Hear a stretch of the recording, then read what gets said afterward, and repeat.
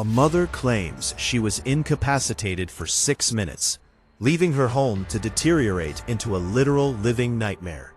Now, the police are at the door, and they aren't leaving without her 8-year-old daughter. I see how bad it is. Just leave the door open. Yeah. Listen. Vaccinations we don't believe in. You're going to have bigger problems than us. The house is so infested that the walls appear to be moving beneath the wallpaper.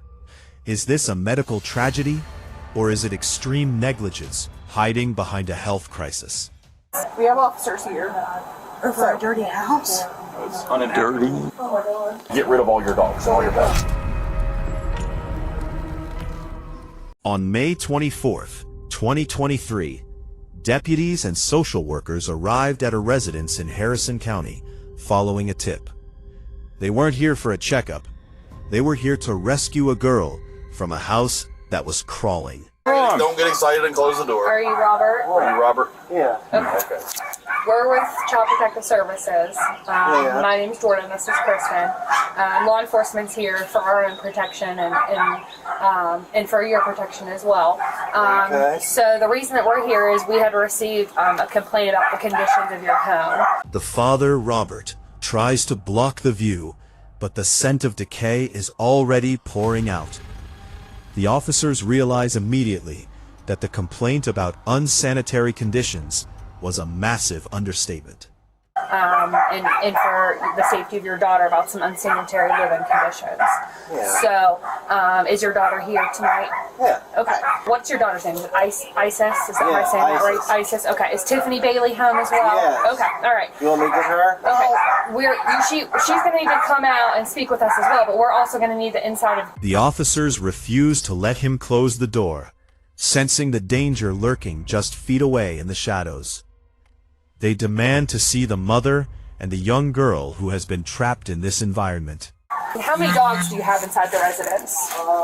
Hey, I see how bad it is. Just leave the door open. Yeah. Listen. I'm not letting. I see what it is. I'm not letting you close the door. That's fine, we can look in, I just don't want the dogs. I know. I'm not letting it I close. don't want the dogs run out. Tiffany Bailey, the mother, finally steps into the light, looking exhausted and defensive. Are you Tiffany? I'm Jordan. This is my coworker, Kristen. We're with Child Protective Services. Law enforcement is here with us this evening for our protection as well. You guys up with the accident talk. Yeah. He's putting it up right now. I think they're keeping the doors. I've seen too. The tension spikes as the workers explain that the girl will not be staying in this house tonight. Tiffany begins to realize her situation is being scrutinized by the authorities. Alternative measures for where your daughter can stay tonight. She go to my mother. Where is your father and mother-in-law? What are their names? As 8-year-old Isis is let out, the physical reality of her environment becomes impossible to ignore. She is underdressed, unwashed, and hasn't seen the inside of a classroom in years. Hey Isis, can you tell me how old you are? A couple people. You're 8? That's pretty cool. Can you tell me what you've been doing this year? Have you been learning anything? No. You're homeschooled, correct? Yeah, I'll text it to you. Tiffany quickly pivots to a medical defense. She claims a medical emergency is the only reason the house has fallen into such disrepair.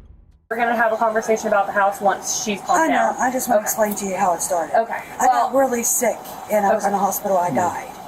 And I ended up not being able to walk for a long time. And he got really caught up with taking care of me. The father chimes in, blaming his own mental health for the inability to maintain the home.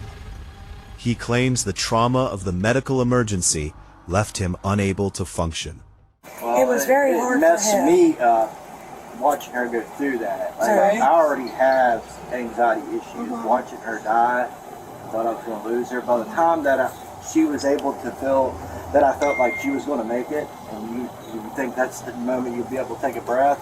But the officers aren't buying it.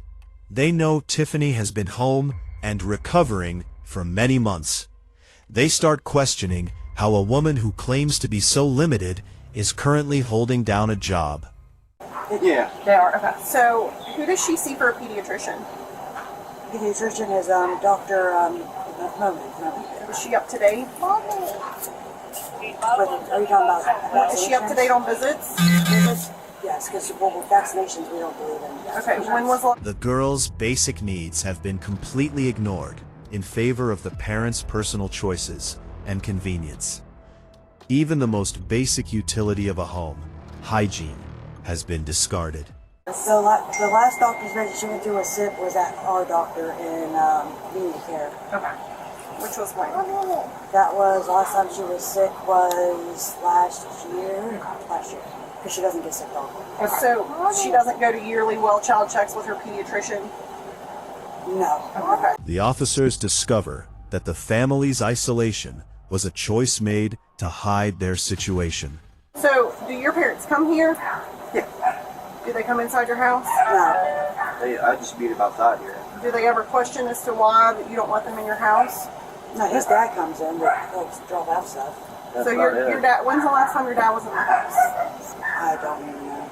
The officers call the paternal grandfather Albert, who has a much different perspective on the couple. Hey, Isis, can you come over here in the light or sit right there so I can take a picture of you? Can I take a picture of you? You want to stay there with Mom? Is that okay? She will like it. Okay. I'm just going to stay right here, honey. When Albert arrives to collect Isis, the workers have to give him a serious warning. The girl isn't just dirty, she is a biological concern due to the infestation in the home. Probably first thing you're going to need to do is save her. Okay, I've got a neighbor female that she can help me with that. Okay. And I don't know, you probably don't have any clothes at your house for I've her. got clothes for my grandson. Okay. He's Just their size whatever. 7s and 8. As the girl leaves, the mother is emotional, but the officer's attention remains on the welfare of the girl. He notes the girl's hair is stiff as a board, from lack of care and hygiene. Need her hair washed. Stiff as a board. Feel like water on her face. What you doing, baby? Hey, I'm your grandpa. This is Grandpa Albert. I'm your grandpa, right? The officers finally step into the heart of the disturbed zone. What they see defies description. It is a landscape of debris, waste, and millions of insects. Thousands of them. Wow. Okay. All right, I'll start with this. If you want to have better look, Oh, Jesus. Okay. Oh, do we have to get through the whole thing? Seriously? I don't think so. I mean, I don't really, I think this is enough. are you arrested? The fumes and chemicals were layered over the filth, creating a toxic atmosphere for ISIS. Yep. Where do you guys sleep? we have a closet in the back. Our prosecutor is going to want. Yes. Oh my god. The parents signed the papers, officially losing custody of their daughter to the grandfather. But the legal consequences are just beginning for Robert and Tiffany Bailey. Well, here's the thing. When it comes to the court system, will you get charged? More than likely, yes, you will. Okay, I'm not going to lie to you. Now, after which, whether what the courts wants to do, they can put you on some type of path to... Robert and Tiffany were charged with toddler neglect, a reputation they will carry forever. They hid behind a medical crisis, but the evidence of their apathy was written on the walls. You guys really need to think about what's important to you at this point, whether that be your daughter, your dogs, your home, and make a decision. You guys need to think about that tonight and